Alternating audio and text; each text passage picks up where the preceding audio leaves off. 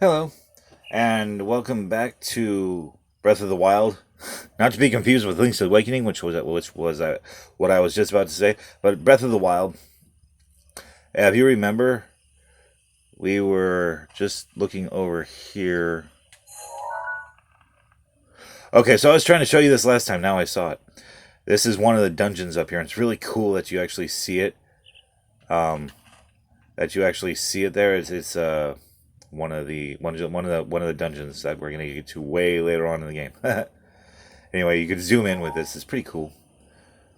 Anyway, yeah, you can look all this area that we see here. We'll be able to explore, which is quite cool. See, we couldn't see it last time because it was hidden behind this mountain. So, anyway, let's go get started because 10 minutes goes by really quick. And like I was saying last time, we were just looking and I didn't want to start anything until after I didn't want to start anything and have to stop in the middle of it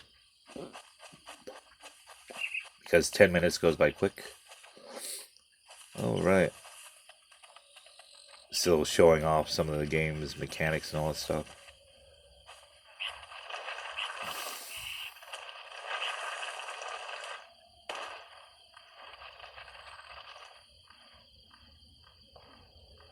See, that's cool. That's something that we'll be able to look at later on in the game is these kind of things where you can roll.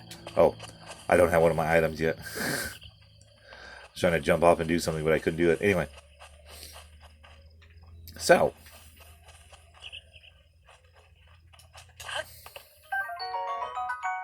we don't get heart containers really. So we have to eat food. I think I was talking about that last time. So we always have to have some kind of food on us and all that stuff in order to regain health. Okay, so now, if you remember last time we were talking to this guy, so baked apple. And you could cook food too. I beg your pardon. I do believe that is my baked apple. You can't just go around taking whatever you please. Dude, it was on the ground. Oh, forgive me. I could not resist pulling your leg. Please help yourself. An apple and an open flame makes a succulent treat. It is a bit strange to see another soul in these parts. Bye. Who are you? Me? I'll spare you my life story. I'm just an old fool who's lived here alone for quite some time now. What brings a bright-eyed man to you in a place like this? Well, I was just in a sensory deprivation chamber, so I don't know. Where are we? Answering a question with a question, that is fair enough. As I cannot imagine our meeting to be a simple coincidence, I shall tell you. This is the Great Plateau. According to legend, this is the birthplace of the entire kingdom of Hyrule. Let me stand up to tell you the rest of the story. It took the camera control away from me. I was moving the camera. It's like, nope, I want control now. The temple there long ago, that's the Temple of Time, it was the site of many sacred ceremonies. Ever since the decline of the kingdom 100 years ago, it has sat abandoned in a state of decay. Decay. Oh, yeah, decay. Yet another forgotten entity, a mere ghost of its former self.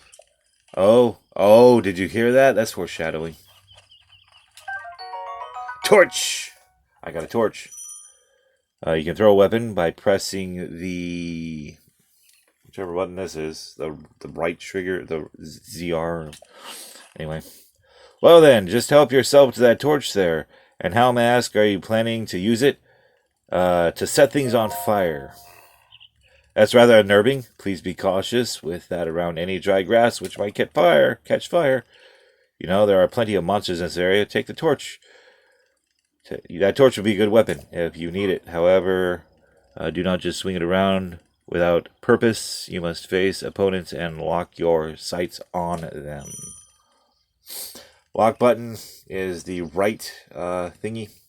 Now, you see that I'm doing the slow cast, so you can actually see that I have a switch light. So, in playing with the I don't know if this is Pro controller. This is just a wireless controller. Anyway, my fingers get more stuck on this because these are more predominant on the trigger itself, whereas on the light switch they're more flush with the system. So yeah. Okay, so again, we don't have our map functionality here, so we're supposed to be going to here. Yeah. All right. See, that was about 5 minutes there and talking, and we wouldn't have been able to get that done last time. So woodcutter's axe. Now we technically have a weapon. I don't want to use tree. Well, I guess we use tree branches. The problem, and one of the things that I like, one of the things that could be a problem, but is kind of cool, is the fact that the weapons break. I say it's cool because it's very reminiscent of like real life, how things don't really last, and so you have use. Okay, I was trying to get that other apple, but so you really have issues. What am I trying to say here? Things get used and then they break. So like your bow and arrows, your shields, your main weapons, they break.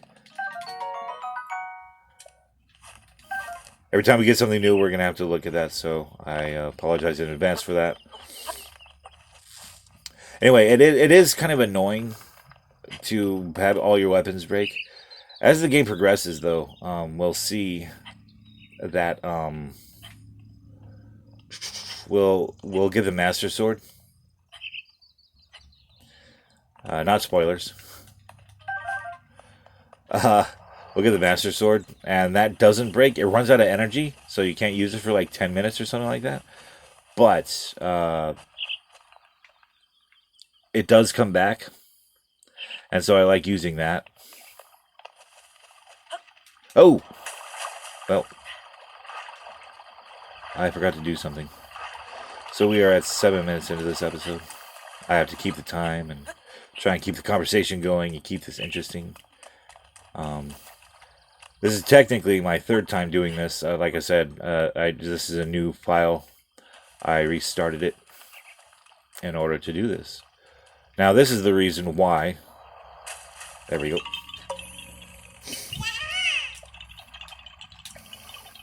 But you can see me. I don't know your kind could see the children of the forest. Korok. Well, if Korok, that's his name right there. It says Korok. Well, if you run into Hetsu, please return this to him. A Korok seed. Now, the thing about the Korok seeds, we need to collect a lot of them because this is how you get more. You get weapon. You get weapon slots. You get more weapon slots, bow and arrow slots, shield slots, all that. So it's really it's really good. Now we could use the rusty broadsword. Okay.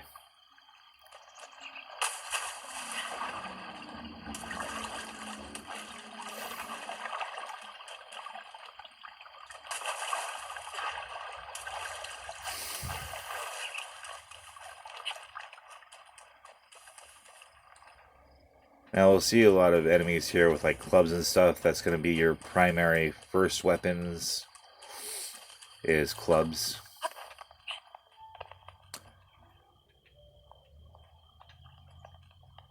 Just look how awesome this looks. These things are a pain whenever you see an actual one walking around. They are just a nightmare. Once you get the like right armor and gear and all that stuff, then once you get the right armor and all that stuff, then you and you know how to defeat him and all that stuff, then it's easier. But for right now, we don't have like any hearts or any shields or any. We don't even have a bow yet, or a shield for that matter. Locking on.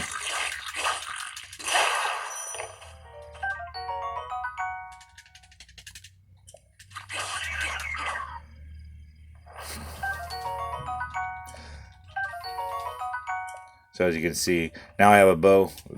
Sorry, not a bow. I was just talking about bows. Now I have. Dang it. There we go. Now, the Boko Club. You saw the tree branch did no real damage, lasting damage to it, so it's like, no! Ah. Breaking the pots. Breaking the pots. Ooh, cool. I got a bomb arrow already? Nice.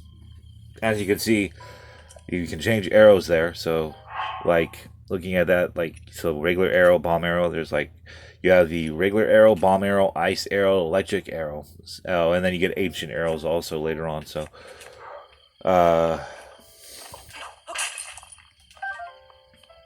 breaking pots. I was saying that breaking pots in this game doesn't really yield much, but I just lucked out here. Treasure chest. So we just got a bow and arrow, and that's a good place to stop right now.